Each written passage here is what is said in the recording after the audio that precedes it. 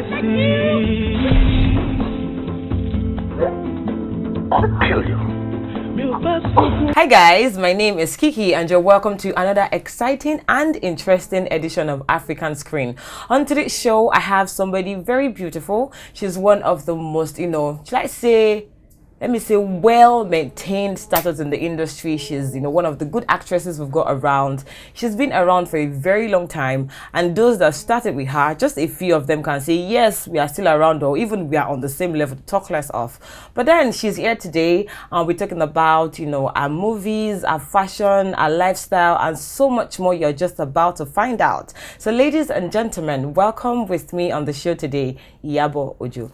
Yay! Thank you. Àti Sharon ewu kò lè. Ẹ ṣáà jẹ́ ká tẹ̀lé lọ sínú yàrá yín, ká lọ wá dáadáa, ká lọ wo bẹ̀. Ṣé ti gbọ́? Tá bá dé rí a padà lẹ́yìn yín. Now first, I'm so anxious. I have so many things I want to talk about, but I like us to start with the movies. Now a lot of us know you for the typical Yoruba movies you've starred in.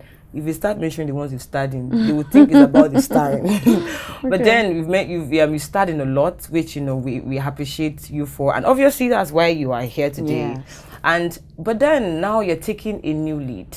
That's interpreting your person in a different role, in a different language. So let's start with, why did you choose to take that step? I'm a very ambitious person, and I've always wanted to be versatile.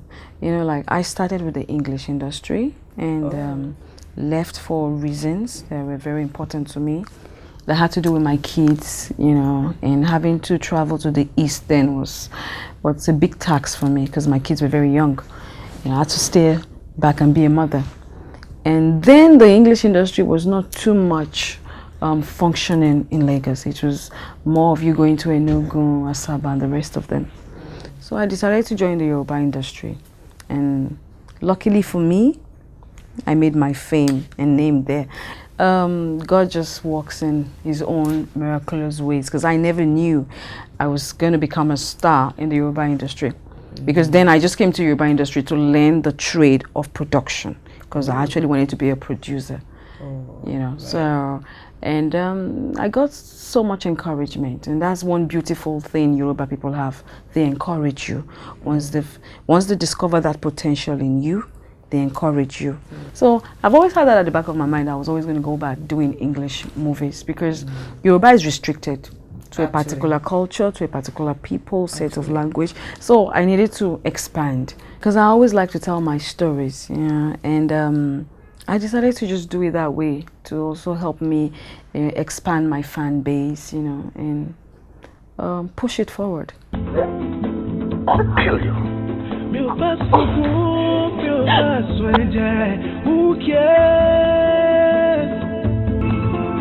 I saw the trailer of for Silence, and it's a bit tragic, and I'm not sure what Black Valve is about and the other one. But then I would like you to tell us, why did you choose this bracket of movies? Okay, Silence wasn't actually the story I wanted to write or produce at that time.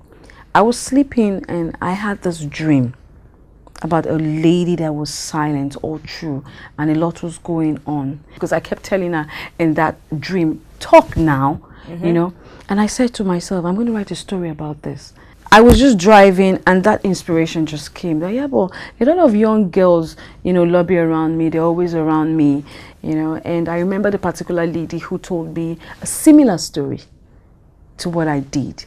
And I just picked that and worked on it. Black Val is a story that talks about love. It's a story that talks about women needs once they're married. It's a story that is there to put women on their toes. That once you're married, you don't just let it go. Some ladies get married, and when they start having babies, they just let it go. You have to keep yourself, trendy for your man. Look sexy, look good. Be appealing.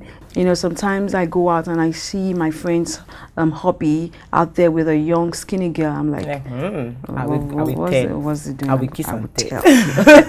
So there's situations that I have seen, I have witnessed, I've seen around me, heard, and I just decided to pick on those, and it's all about love. It's all about love. And it's also about how we deal with our emotions.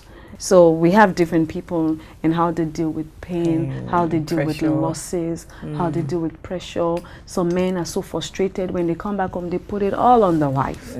You know, so it's just, it's a beautiful story that, I mean, every lady, every guy, every man, woman would want to sit and, you know, watch. And then I guess Black Val is out already? No, it's not out. I just finished Black Val. I have Beyond Disability. Beyond Disability talks about kids with disability and the fact that we should stop looking down on them, and the fact that there's always an ability in every disability.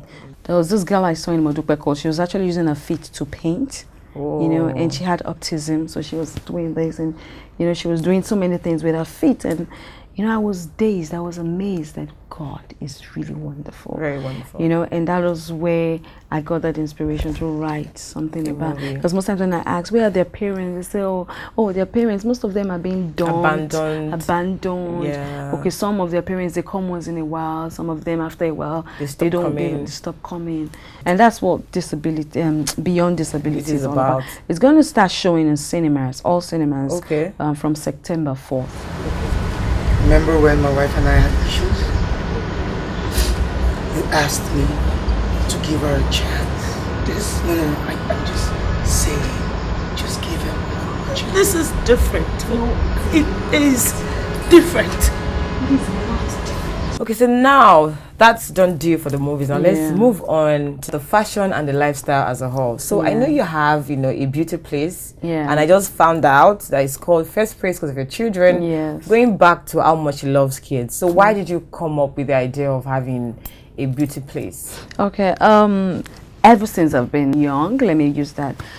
I've always loved fashion. I've always been very neat. You know, because I remember my granny used to say, "Oh, Iyabo, I got in wine, old woman," because everything has to be detailed and neat. You know, and I noticed I liked dressing well. And when I see you, you know, really well kept, I'm gonna complain. I don't keep quiet. I would tell you your makeup, I think there's something wrong. Your hair, I think you need to do this. You have a mirror. I think you need to change it. So I keep doing that, and people are like, oh, why don't you open a beauty spa? Then why don't you do this? Yeah, and that's where the idea came from. Now that you have, you know, a fashion place to yourself, have you been able to incorporate that with your movies? Have you thought about something in that direction, or are you thinking of how to, you know, blend these two worlds together? Yeah, I do it a lot now, because if you watch most of my recent movies, like Arinzo, when I did Arinzo. Yes, Arinzo actually. I did all the costume designs myself and just got them, okay, this is how I want it. I drew them, this is what I want, go get it sewn, this color, get it done, do this hair like that. So I do that a lot. Wow. And if you watch Silence, it was about a girl who had a dark side. Her soul was dark. Was not dark, but darkened. You know, she had a very sad life. And so I made sure that all my costumes were tuned to that. Were earthly colors. Yeah. That's good. But then let's get, you know, more exciting things now. Yeah. Has there been that thing in fashion you tried out and it didn't work for you? There's so many things I've tried out, you know, fashion. I used to be a bit fashion crazy, so there's so many things. I've tried weird colors of hair. I still do it once in a while, but you notice I don't carry it for long.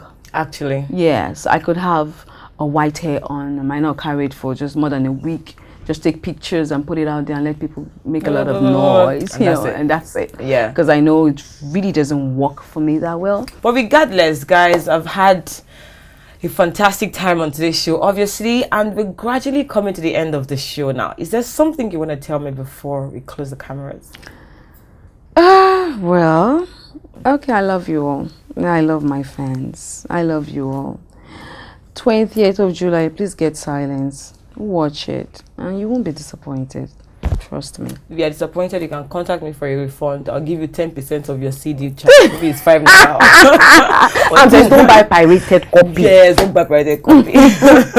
Alright guys, so we've finally come to the end of today's show on African Screen with Kiki and Iyabo. And until the next time I catch you up here, my name is Kiki. Bye. The devil in human flesh is not my father.